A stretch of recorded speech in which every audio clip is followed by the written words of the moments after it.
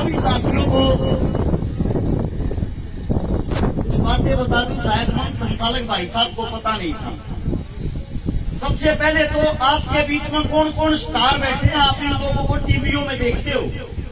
इन भाई साहब को थोड़ा परिचय करवाना नहीं आया, मैं करवा देता हूं।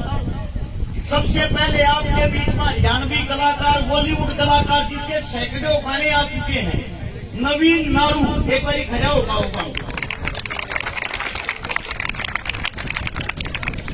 मेरा भांसा है ये नवीन नारू जी, हरियाणवी कलाकार है, सैकड़ों गाने आ चुके हैं इनके। बॉलीवुड में भी इन्होंने काम किया, अभी एक मूवी आने लग रही है। दूसरा आपके बीच में हरियाणवी कलाकार, राइटर, लेखक जिसने हरियाणवी गाने लिखे हैं, परवीन पुनिया परियार। एक भाइयों भाई साहब, आदमिया का परिचय से तो पता तो हो गया आप लोगों को आपके बीच में आए कौन है। एक हमारे हरियाणा का बहुत ही बड़ा किसान नेता, कौम के लिए जीने मरने वाला, हमारे बीच में हमारा बड़ा भाई है अजीत गणगस धनाना।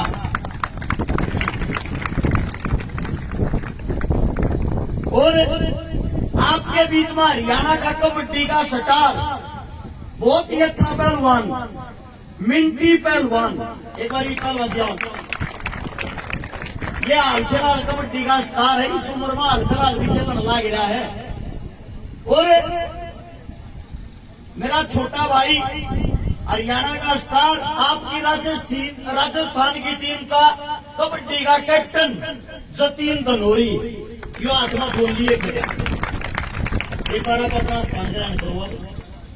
कम से कम पता होना चाहिए हमारे बीच में कौन है। अब मैं सभी साथियों से 5 मिनट वार्तालाप करूंगा, बात करूंगा। मेरी एक गुजारिश है, कोई भी साथी ना तो ताली बजाऊंगा और ना ही आपस में बात करेगा, सिर्फ मेरी बात सुनोगे।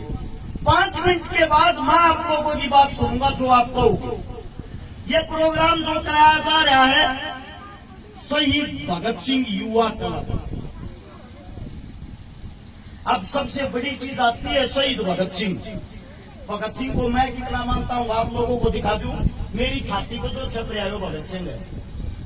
मेरी छाती को जो छप रहा है वो भगत सिंह है। मेरे लिए, मेरी मां से, मेरे बाप से बढ़कर भगत सिंह है, जिसको मैंने पढ़ा है और जिसको पढ़ के मैंने बहुत कुछ सीखा है। आप लोगों ने इस भगत सिंह से क्या सीखा है, ये सवाल मेरा सबसे रहेगा, लेकिन ये बाद में पूछूंगा। पहले आप लोगों को बताता हूं शहीद आजम भगत सिंह कौन था। सिर्फ और सिर्फ आप लोगों को उसके जीवन के आखिरी 12 घंटे बताऊंगा।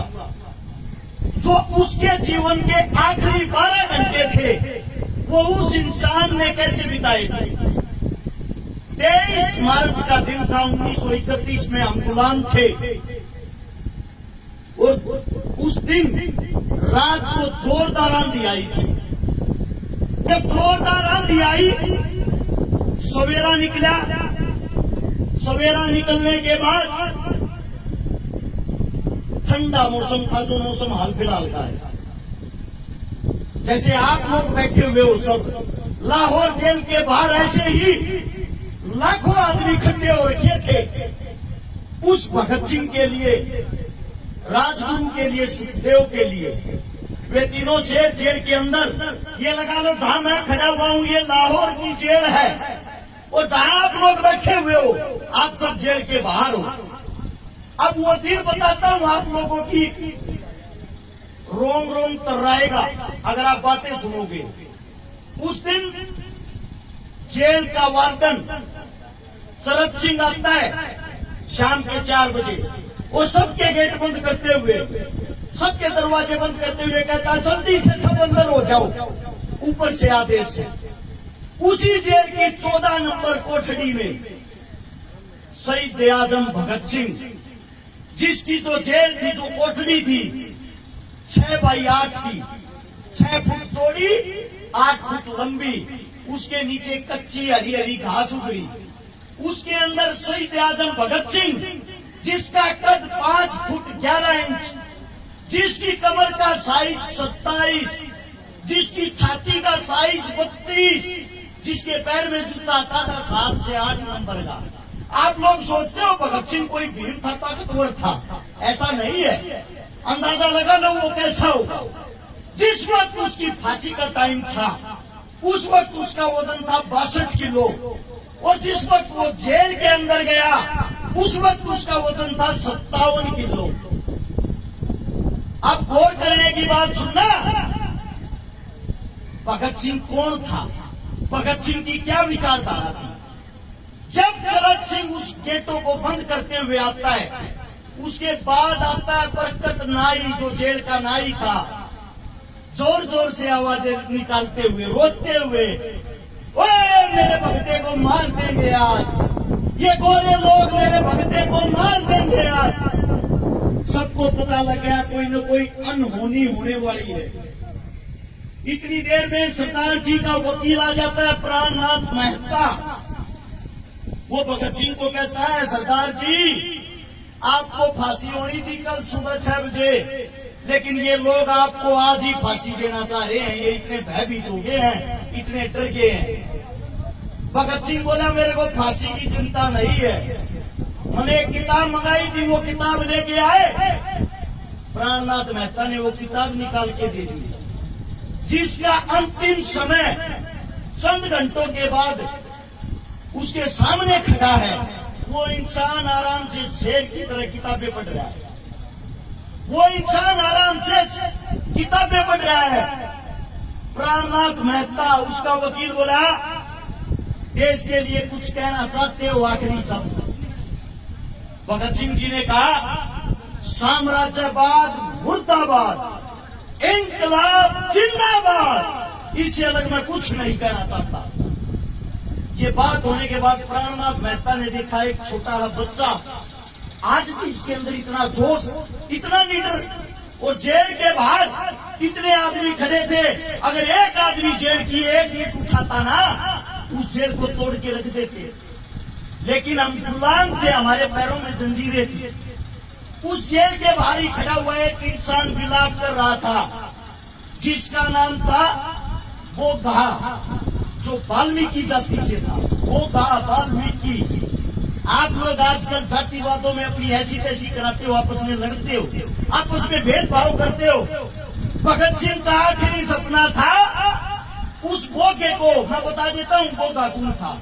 वो जेल की सफाई कराया करता, जेल का भगत सिंह का मलमूत्र उठाया करता, और भगत सिंह प्यार से उस बोघे को बेबे कहा करता। पंजाबी भाषा में बेबे माँ को कहते हैं, उसको माँ कहा करता। जेल के और आदमी बोले, अरे वाल्मीकि जाति के इंसान को तू बेबे का रहा है, माँ बना रहा अपनी, किस लिए? भगत सिंह बोला, मूर्खो, जब मैं पैदा हुआ मैं छोटा था, मेरा मलमूत्र या तो मेरी माँ ने उठाया था, और आज या मेरी ये माँ उठा रही है, मेरे लिए ये मेरी माँ ही है। भगत सिंह ने बोगे से कहा, बोगे तेरे हाथ की रोटी और खाना चाहूं बेबे, अपने हाथ की रोटी खिला दे मेरे को। वो बोला, सरदार जी आप उच्च जाति के हो, मैं एक छोटा सा इंसान, आपको रोटी खिला दूंगा, लोग मेरे को मार देंगे। भगत सिंह बोला, मैं हूं ना, खाने वाला मैं हूं, तू क्यों चिंता कर रहा है? बोगा अपने घर से रोटी बना के लाता अपने हाथों से, और बोगा टूक तोड़ के एक निवाला भगत सिंह के जैसे ही मुंह में देता है। बोगे की आंखों से आंसू निकल आए। बोला, रे भगते, तू किस मिट्टी का बना हुआ है, तू किस मिट्टी का बना हुआ है? लोग आपस में जातिवाद में लड़ रहे हैं और तू इतना प्यार कर रहा है सबसे। वही बोगा जेल के बाहर खड़ा था। भगत सिंह की आखिरी ख्वाहिश थी एक बारी उसके हाथ की रोटियां खाऊं। वो बाहर चिल्लाता चिल्लाता बेहोश हो गया, जेल के अंदर उसको भी नहीं घुसने दिया। जब भगत सिंह को अंग्रेज आए, वो टीम आई, फांसी के लिए लेके चल दिए। फांसी के लिए जब लेके गए, तीनों से पूछा गया, तुम्हारी अंतिम इच्छा? गाली देते हुए बोला, शहीद आजम सरदार, अबे कुत्तो, आखिरी इच्छा यही है, इस देश को छोड़ के चले जाओ। पहली इच्छा भी यही थी, इस देश को छोड़ के चले जाओ। हंसते हुए कहा, ये तुम्हारे बस की नहीं, अपनी फांसी की तैयारी करो। 7:28 पे उन योद्धाओं को फांसी के फंदे पर चढ़ाया जाता है। 7:33 पे उनकी फांसी पूरी होती है। उस 5 मिनट के दौरान जब ये पूछा गया तुम्हारे में से सबसे पहले फांसी के फंदे को कौन चूमना चाहेगा, एक ऐसा पागल था जिसका नाम था सुखदेव। उसका कहना था मैं देश के लिए एक बार मरना चाहता हूँ। सुखदेव ने हंसते हुए कहा सबसे पहले फांसी के फंदे को मैं चूमूंगा। पहले सुखदेव का नंबर, फिर भगत सिंह का, फिर राजगुरु का। बाहर उसकी माताजी खड़ी थी। उसकी माताजी ने कहा था बेटा जिस फांसी के फंदे को तू अपनी दुल्हन कहता है, जब वो तेरे गले में डल रहा है तेरी आवाज मेरे कानों तक सुनाई देनी चाहिए। ये बताया जाता है उस वक्त भगत सिंह ने इंकलाब जिंदाबाद का नारा इतने जोर से लगाया था, बाहर खड़े 1 लाख आदमियों को साथ सुनाई दिया था।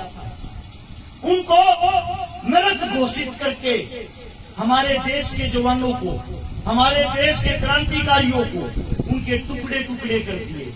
उनके टुकड़े टुकड़े करके सोचा इनको जेल के अंदर चलाओगे, बाहर पब्लिक को पता लग जाएगा।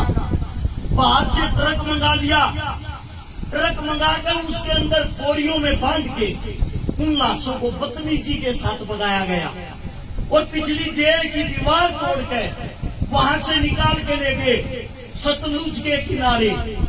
सतलुज के किनारे जब लेके गए वहां के गांव जाग गए और उन अंग्रेजों का हमला बोल दिया। आधी कच्ची जो लाश थी उसको वहां से वापस निकाल दिया, जिनका पूरा शरीर जला नहीं था, अंतिम संस्कार हुआ नहीं था। उसको निकाल के अगले दिन की जब सुबह होती है सबको पता लग जाता है हमारे बीच भगत सिंह, राजगुरु, सुखदेव नहीं रहे। वो लाखों आदमी उनके अंतिम संस्कार में काले कपड़े पहन के, काली पट्टी हाथा पर बांध कर, काले झंडे हाथा में लेकर उन तीनों की लाशों को लेके, उन तीनों की लाशों को सोच के देखो, एक अधजली लाश को, तीनों लाशों को भगत सिंह की मां के पास था। भगत सिंह की मां जिसको अपनी गोदी में ले ली है, भगत सिंह का पिताजी सरदार किशन सिंह उन तीनों बेटों को अपनी गोदी में उठाए हुए। वो मंजर कैसा होगा? उसको लेके अंतिम संस्कार के लिए जब जाते हैं, उनका अंतिम संस्कार हिंदू और सिख दोनों रीति रिवाजों के द्वारा किया जाता है।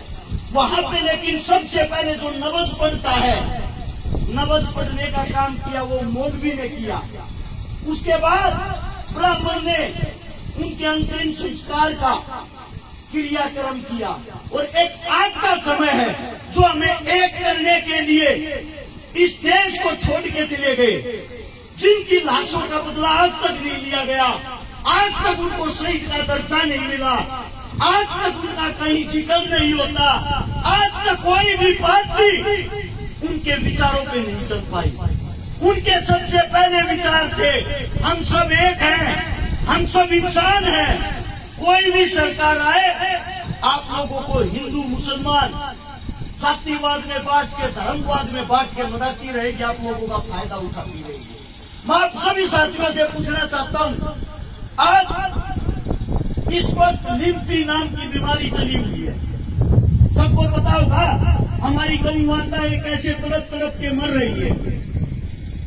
भाजपा सरकार, कोई पार्टी वाला बैठा हो भाई बुरा मत मानना, बात को समझना और सुनना। भाजपा सरकार जब 2014 में चुनाव लड़ने आई, उन्हें कहा था गौ माता की रक्षा हम करेंगे। उन्हें करी भी गौ माता की रक्षा। कैसे करी? भारत 20वें नंबर पर था गाय का मीट बेचने में, जिसको बीफ कहते हैं। आज भारत 3रे नंबर पर है। या रक्षा करी। जितनी गायें पहले कटती थी उससे 3 गुना बढ़ गई। आज लिम्पी नाम की जब बीमारी आती है, हमारे देश का प्रधानमंत्री, हमारे देश का राजा बाहर से चीते लाता है। मैं पूछना चाहता हूँ कहाँ अपने बाप की शादी में लेके जाएगा? क्या कमाएंगे वे? उनके पास इस बात का कोई जवाब है? क्या काम आएंगे उनके लिए वे? हर जगह बस उनको एक ही काम है, इस लोगों को आपस में लड़ा दो, भिड़ा दो, हिंदू मुस्लिम करा दो, उसको उसका दुश्मन बना दो और तुम राज करते रहो। जो काम अंग्रेज करते थे आप लोगों को लड़ा के, वही काम आज हो रहा है, वही काम आज हो रहा है। हम आज कौन सा आजाद हैं? आप सबसे पूछना चाहता हूँ, आप अपने आप को आजाद मानते हो? देश को आजादी 47 में मिली थी, 1947 में। उसके पूरे 4 साल बाद 1951 में शहीद चंद्रशेखर की माता जी की मृत्यु हुई थी, देहांत होया था। चंद्रशेखर की मां, नाम देखो कितना बड़ा, देश का क्रांतिकारी योद्धा, उसकी माता जी की मूर्ति तक नहीं लग रही थी। आप लोगों की सरकार ने, आप लोगों के प्रधानमंत्री ने, पता है क्यों? इसलिए अगर इसकी मूर्ति लग गई, लगने के बाद इनकी क्रांतिकारी विचारधारा फिर ऊपर आ जाएगी। आप लोगों को नहीं पता हो, भगत सिंह, चंद्रशेखर जब हमारे बीच नहीं रहे, उनके 50,000 साथी अंग्रेजों ने ढूंढ ढूंढ के बुरी तरह तड़पा के मारे। वही हालात आज हो रखे हैं। जब आप लोगों के पास में आपका कोई साथी तड़पता है, आपकी गौ माता आज बुरे तौर से जूझ रही है, कहां चले गए भाई आज वे गौ रक्षक? वे गौ रक्षक जो पार्टियों में, उनकी बातें कर रहा हूं मैं, इनकी नहीं। ये तो सदैव अपना कार्य करते आए हैं, जो आज भी संभाल रहे। मैं हर एक पार्टी की बातें कर रहा हूं। कहां है वे पार्टियां? कहां है उन पार्टियों के एमपी एमएलए? सिर्फ क्या उनको राजनीति करने के लिए और वोट मांगने के लिए गाय याद आती है? कोई मुद्दा बनाना हो, भाई भाई से लड़ाना हो, तभी गौ माता को उठा लाएंगे। हर टीवी चैनल पे 3 दिन से ये चल रही है खबर, आज चीते ने इतना हारा, आज चीते ने इतना भागा, आज चीता इतना तोड़े। क्या कमाएगा वो चीता? अगर वो काम आने के लिए लाए होते, काम करो, उसको संसद के अंदर ही छोड़ दो, सारे जितने निकम्मे नेता होंगे सबको खा जाएगा। यार कोई काम होता है देश के लिए, देश को डुगडुगी समझ रहे क्या? कोई भी आओ, बताओ और चले जाओ। हमारा इंसानियत के नाते धर्म बनता है। आज हमारी गौ माता खतरे में है, तो सबसे पहले सारे काम छोड़ के हम सबका, जो अपने आप को हिंदू कहता, सच्चा हिंदू, उसका फर्ज बनता है। गौ माता से बड़ा उसके लिए कोई फर्ज नहीं। सबसे पहले अपनी गौ माता को बचाएं। आपके घर में 100 रुपए हो, 200 रुपए, 500 रुपए हो, इतने रुपए में आप लोग गरीब नहीं होते। कोई 300 रुपए की दिहाड़ी भी करता है ना, अगर एक दिन की अपनी दिहाड़ी दे देगा, वो गरीब नहीं होता। आप मंदिरों में भी तो दान देते हो, मस्जिदों में भी तो दान देते हो, गुरुद्वारे में भी तो दान देते हो। आज हमारी गौ माता दान मांग रही है, हमारा हक बनता है हम उस गौ माता को दान दें। और सबसे पहले भाई कमेटी वालों को एक बात मैं कहना चाहता हूँ, सबसे पहला दान 5100 रुपए का अपनी जेब से मैं दे रहा हूँ। कोई भी आके स्वीकार कर ले, मेरे मुख से कोई गलत बात निकली हो, उसके लिए मैं माफी चाहता हूँ। और पास की गौशाला से शायद कमेटी आई है,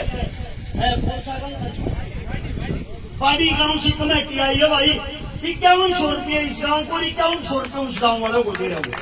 आपका बच्चा हूँ, आपके बीच कहूँ मैं कोई नेता मंत्री तो हूँ नहीं। जैसा मेरा जुबान है वैसे आपके चरणों में ये अरदास है, इसको आप प्राप्त करें। और मेरे मुंह से कोई गलत शब्द, कोई गलत बात निकल गई हो, अपना बच्चा, अपना भाई, अपना बेटा समझ के माफ कर दे। अगर मेरी बात आप लोगों को अच्छी लगी हो तो एक बारी नारा लगाएंगे इंकलाब का और गौ माता का। तैयार हो? बोलो इंकलाब, इंकलाब, गौ माता की, गौ माता की। धन्यवाद आप सबका।